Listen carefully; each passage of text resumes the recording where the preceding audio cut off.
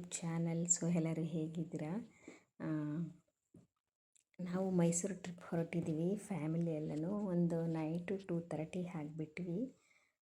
ತುಂಬಾ ಕೂಲಾಗಿತ್ತು, ಕ್ಲೈಮೇಟು ತುಂಬಾ ಚೆನ್ನಾಗಿತ್ತು ಅಂತಲೇ ಹೇಳ್ಬೋದು. ಬೆಳಿಗ್ಗೆ ಒಂದು 6:30ಗೆ ಬಂದು ರೀಚ್ ಆದ್ವಿ. ಫಸ್ಟು ನಾವು ಬಂದಿದ್ದೆ ನಿಮಿಷಾಂಬ ಟೆಂಪಲ್ಗೆ. ಅಲ್ಲಿ ಕ್ರೌಡ್ ಕಡಿಮೆ ಇತ್ತು, ಯಾಕೆಂದರೆ ಬೆಳಗ್ಗೆನೇ ಬಂದಿದ್ವಲ್ಲ.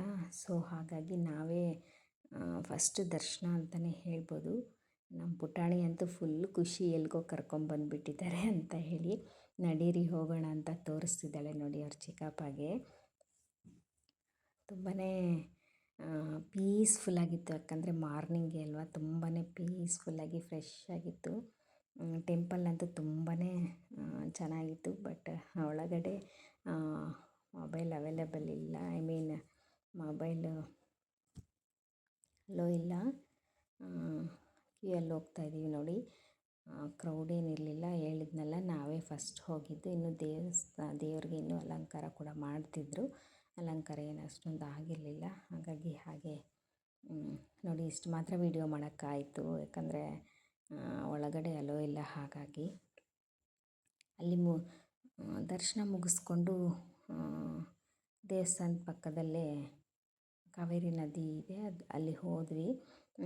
ಅಲ್ಲೂ ಅಷ್ಟೇ ತುಂಬ ಗ್ರೀನಿಶ್ ಆಗಿ ತುಂಬ ಚೆನ್ನಾಗಿತ್ತು. ಕೆಲವೊಂದು ಪಿಕ್ಸ್ನ ನಾವು ತಗೊಂಡು ಅಲ್ಲೇ ನೋಡ್ತಾಯಿದ್ವಿ. ಇನ್ನೊಂದು ಏನಪ್ಪ ಅಂದರೆ ಕ್ಲೈಮೇಟ್ ತುಂಬ ಚೆನ್ನಾಗಿದೆ ಆ್ಯಂಡ್ ಜಾಗ ಕೂಡ ಅಷ್ಟೇ ಪೀಸ್ಫುಲ್ಲಾಗಿದೆ. ಸ್ವಲ್ಪ ಹೈಜೀನ್ ಇಲ್ಲ, ಕ್ಲೀನ್ಲಿನೆಸ್ ಇಲ್ಲ ಅಂತ ಅನ್ನಿಸ್ತು. ಅಲ್ಲೇ ಸ್ನಾನ ಮಾಡೋದು, ಅಲ್ಲೇ ಬಟ್ಟೆ ಎಲ್ಲ ವಾಶ್ ಮಾಡೋದು ಎಲ್ಲ ಮಾಡ್ತಿದ್ರು. ಆ್ಯಂಡ್ ಸ್ಮೆಲ್ ಕೂಡ ತುಂಬಾ ಇತ್ತು. ಹಾಗಾಗಿ ಅಷ್ಟೊಂದು ನನಗೊಂದು ಕಂಫರ್ಟ್ ಅಂತ ಅನ್ನಿಸ್ತಿಲ್ಲ, ನಿಜವಾಗ್ಲೂ ಅನಿಸಿಲ್ಲ. ಫೋಟೋಸ್ ಮಾತ್ರ ತುಂಬಾ ಚೆನ್ನಾಗಿ ಬರ್ತಿತ್ತು, ಯಾಕಂದರೆ ಬೆಳಗ್ಗೆನೇ ಅಲ್ವಾ, ಬಿಸಿಲು ಏನೂ ಇರಲಿಲ್ಲ. ಒಂದು ತಂಪಾದ ಗಾಳಿಗೆ ಒಂದು ಫ್ರೆಶ್ ಮೈಂಡ್ ಇತ್ತು. ತುಂಬಾ ಚೆನ್ನಾಗಿತ್ತು ಅಂತಲೇ ಹೇಳ್ಬೋದು. ನೋಡಿ ನೀರು ಎಷ್ಟು ಪ್ರಶಾಂತವಾಗಿ ಬರ್ತಾಯಿದೆ. ಇನ್ನೊಂದು ಫೋಟೋಸಿಗೆ ತುಂಬ ಚೆನ್ನಾಗಿರೋ ಒಂದು ಪ್ಲೇಸು ಅಂತಲೇ ಹೇಳ್ಬೋದು. ಅಲ್ಲಿ ನೋಡಿಕೊಂಡು ಹೊರಗಡೆ ಬಂದ್ವಿ. ಇದು ಹೊರಗಡೆ ಗೋಪುರ ಎಲ್ಲ ಏನು ತೋರಿಸ್ತಾ ಇದ್ದೀನಿ ಅದು ನೋಡಿ. ಯಾರಂದರೆ ಯಾರೂ ಇಲ್ಲ. ಇನ್ನೂ ಸ್ವಲ್ಪ ಹೋದ ತಕ್ಷಣ ಸ್ವಲ್ಪ ಕ್ರೌಡ್ ಆಗುತ್ತೆ. ಆ್ಯಂಡ್ ಅದು ಮುಗಿಸ್ಕೊಂಡು ನಂತರ ನಾವು ಬಂದಿದ್ದು ಶ್ರೀರಂಗಪಟ್ಟಣ ಶ್ರೀ ರಂಗನಾಥ ಸ್ವಾಮಿ ದೇವಸ್ಥಾನಕ್ಕೆ. ಇಲ್ಲಿ ಕೂಡ ಅಷ್ಟೇ ತುಂಬ ಚೆನ್ನಾಗಿತ್ತು. ಅಷ್ಟೊತ್ತಿಗೆ ಆಗಲೇ ತುಂಬ ಒಂದು ಸ್ವಲ್ಪ ಕ್ರೌಡ್ ಇತ್ತು ಅಂತ ಹೇಳ್ಬೋದು. ಆದರೂ ಓಕೆ, ಬಟ್ ಆರಾಮ್ಸೆ ದರ್ಶನ ಮಾಡ್ಕೋಬೋದು ಅಂತ ಅನ್ನಿಸ್ತು. ನೋಡಿ ಗೋಪುರ ಎಲ್ಲ ಎಷ್ಟು ಚೆನ್ನಾಗಿದೆ. ಇನ್ನೊಂದು ಒಂದು ಕಲ್ಲುಗಳನ್ನ ನಿಜವಾಗ್ಲೂ ಆ ಒಂದು ಕಾಲದಲ್ಲಿ ಯಾವುದೇ ಮಿಷಿನರಿ ಇಲ್ದಿರ ಮ್ಯಾನ್ ಪವರ್, ಬರೀ ಮನುಷ್ಯರೇ ಅದನ್ನು ಎತ್ತಿ ಇಟ್ಟು ಎಲ್ಲ ಕಟ್ಟಿದ್ದಾರೆ. ನಿಜವಾಗ್ಲೂ ಹ್ಯಾಟ್ಸಪ್ ಹೇಳಬೇಕು. ತುಂಬಾ ಪ್ರತಿಯೊಂದು ಕಲ್ಲೂ ಹೇಳುತ್ತೆ ಒಂದು ಇತಿಹಾಸ, ಅಷ್ಟು ಚೆನ್ನಾಗಿದೆ. ನಾವು ಅಷ್ಟೇ ಕ್ಯೂವಲ್ಲಿ ಹೋಗ್ತಾಯಿದ್ದೀವಿ. 9:30ಗೆ ಕ್ಲೋಸ್ ಅಂದರೆ ಸ್ವಲ್ಪ ಲೇಟಾಗುತ್ತೆ ಅಂತ ಹೇಳಿದರು, ಯಾಕಂದರೆ ದೇವರಿಗೆಲ್ಲ ಅಲಂಕಾರ ಮಾಡ್ತಾಯಿರ್ತಾರೆ. ನೀವು ಬೇಗ ಹೋಗಿ ಅಂತ ಅಲ್ಲಿ ಹೂವು ಮಾರೋರೆಲ್ಲ ಹೇಳಿದ್ರು. ಹಾಗಾಗಿ ಸ್ವಲ್ಪ ಬೇಗನೆ ಬಂದುಬಿಟ್ವಿ, ಏನು ಡಿಲೇ ಮಾಡ್ದಿರ. ನೋಡಿ ಕ್ಯೂವಲ್ಲಿ ಹೋಗ್ತಾಯಿದ್ವಿ. ಒಳಗಡೆ ಹೋಗಿದ ತಕ್ಷಣ ಫುಲ್ಲು ಕಲ್ಲಲ್ವ, ತುಂಬ ಕೂಲಾಗಿತ್ತು ನೋಡಿ. ಪ್ರತಿಯೊಂದು ಕಲ್ಲೂ ಎಷ್ಟು ಭಾರ ಇದೆ, ಅದನ್ನು ಹೇಗೆ ಜೋಡಿಸಿದ್ದಾರೆ, ಎಷ್ಟು ಈ ಕಂಬಗಳೆಲ್ಲ ಎಷ್ಟು ಚೆನ್ನಾಗಿ ನಿಲ್ಲಿಸಿದ್ದಾರೆ ಅಂಥದ್ದು ಒಂದು ನೋಡೋಕ್ಕೆ ನಿಜವಾಗ್ಲೂ ಚೆನ್ನಾಗಿರುತ್ತೆ. ಆ್ಯಕ್ಚುಲಿ ಹೇಳಬೇಕಂದ್ರೆ ನನಗೆ ತುಂಬ ಇಷ್ಟ ಈ ಥರ ಹಿಸ್ಟಾರಿಕಲ್ ಪ್ಲೇಸಸ್ಸು, ಈ ಥರದ್ದೆಲ್ಲ ನೋಡಬೇಕು ಅಂತ. ಆ್ಯಂಡ್ ಪ್ರಸಾದ ಕೂಡ ಬೋರ್ಡ್ ಹಾಕಿದ್ದಾರೆ ನೋಡಿ. ಎಷ್ಟೊಂದು ಕಲ್ಲುಗಳು, ಅದ್ರ ಮೇಲೆ ಕೆತ್ತನೆ ಎಲ್ಲ, ಎಷ್ಟು ಕೆತ್ತನೆಗಳು ಮಾಡಿರ್ತಾರೆ ದೇವ್ರದ್ದೆಲ್ಲನೂ, ತುಂಬ ಚೆನ್ನಾಗೇ ಮಾಡಿದ್ದಾರೆ. ಇಲ್ಲಿ ಬಂದುಬಿಟ್ಟು ಗರುಡ ದೇವರು ಮೊದಲಿಗೆ ಸಿಗೋದು, ಗರುಡ ದೇವರು. ನಂತರ ಶ್ರೀರಂಗನಾಥ ಸ್ವಾಮಿ ನೋಡಿ ಎಷ್ಟು ಚೆನ್ನಾಗಿ ಕೆತ್ತನೆ ಮಾಡಿದ್ದಾರೆ. ಆ ಕಲ್ಲುಗಳೆಲ್ಲ ಅದನ್ನೆಲ್ಲ ಕೈಯಲ್ಲೇ ನಿಲ್ಲಿಸಿ ಮನುಷ್ಯರು ನಿಲ್ಲಿಸಿರ್ತಾರೆ. ನಿಜವಾಗ್ಲೂ ಎಷ್ಟು ಚೆನ್ನಾಗಿರುತ್ತೋ. ಇಲ್ಲಿ ಬಂದುಬಿಟ್ಟು ಆಂಜನೇಯ, ನನ್ನ ಫೇವ್ರೇಟ್ ಗಾಡ್ ಅಂತಲೇ ಹೇಳ್ಬೋದು. ದರ್ಶನ ಎಲ್ಲ ಮುಗಿಸ್ಕೊಂಡು, ಯಾಕಂದರೆ ಒಳಗಡೆ ಅಲೋ ಇಲ್ಲ ವಿಡಿಯೋ, ದರ್ಶನ ಎಲ್ಲ ಮುಗಿಸ್ಕೊಂಡು ಹೊರಗಡೆ ಬಂದ್ವಿ. ಅಷ್ಟೊತ್ತಿಗೆ ಒಂದು 7:38 ಆಗಿತ್ತು ಟೈಮು. ನೋಡಿ ಬಿಸಿಲು ಬಂದಿದೆ ಆಲ್ರೆಡಿ.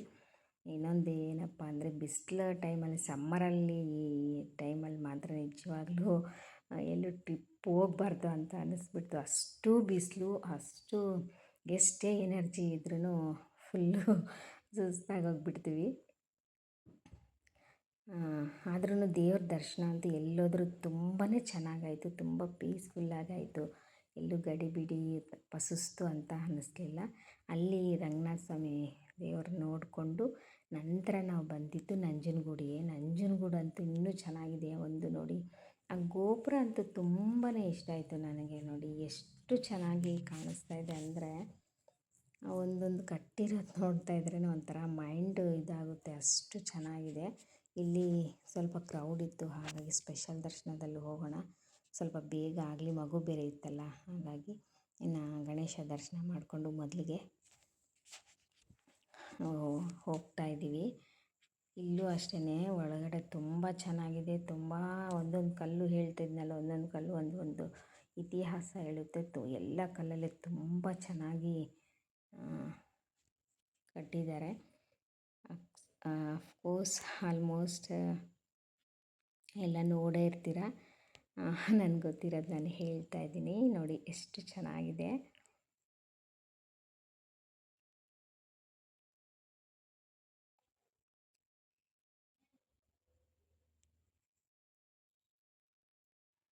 ಇಲ್ಲೂ ಅಷ್ಟೇ ಸ್ವಲ್ಪ ಬೇಗ ಹೋಗೋಣ ಅಂತ ಹೇಳಿಬಿಟ್ಟು ಸ್ಪೆಷಲ್ ದರ್ಶನದಲ್ಲಿ ಹೋಗ್ತಾ ಇದ್ದೀವಿ.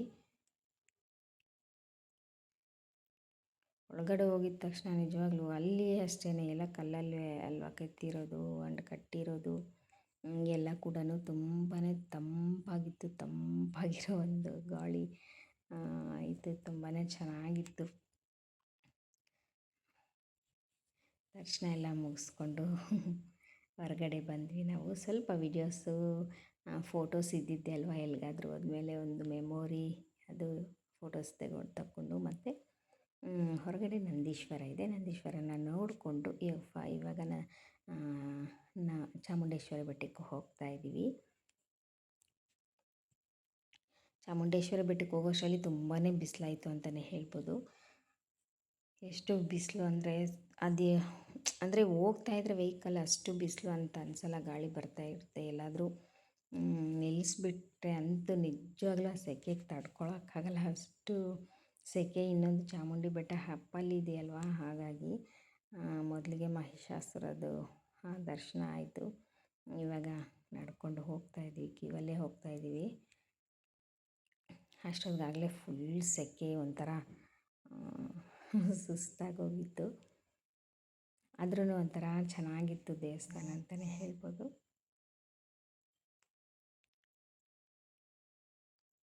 ನೋಡಿ ಎಲ್ಲಿಂದ ಎಲ್ಲಿ ನೋಡಿದ್ರು ದೇವಸ್ಥಾನ ಎಷ್ಟು ಚೆನ್ನಾಗಿ ಕಾಣಿಸ್ತಾ ಇದೆ. ಚಾಮುಂಡಿ ಬೆಟ್ಟದಲ್ಲಂತೂ ತುಂಬಾ ಬೇಗ ದರ್ಶನ ಆಯಿತು. ನಿಜವಾಗ್ಲೂ ನಾವು ಹೋಗಿದ್ದ ಟೈಮ್ ಸ್ವಲ್ಪ ಲೇಟ್ ಆಯಿತು. ಅಷ್ಟೊತ್ತಿಗಾಗಲೇ ಬೆಳಗ್ಗೆ ಕ್ರೌಡ್ ತುಂಬ ಇತ್ತಂತೆ, ಹಾಗಾಗಿ ಕ್ಯೂವಲ್ಲಿ ತುಂಬ ಜನ ಇದ್ದರು ಅಂತ ಹೇಳ್ತಿದ್ರಲ್ಲಿ.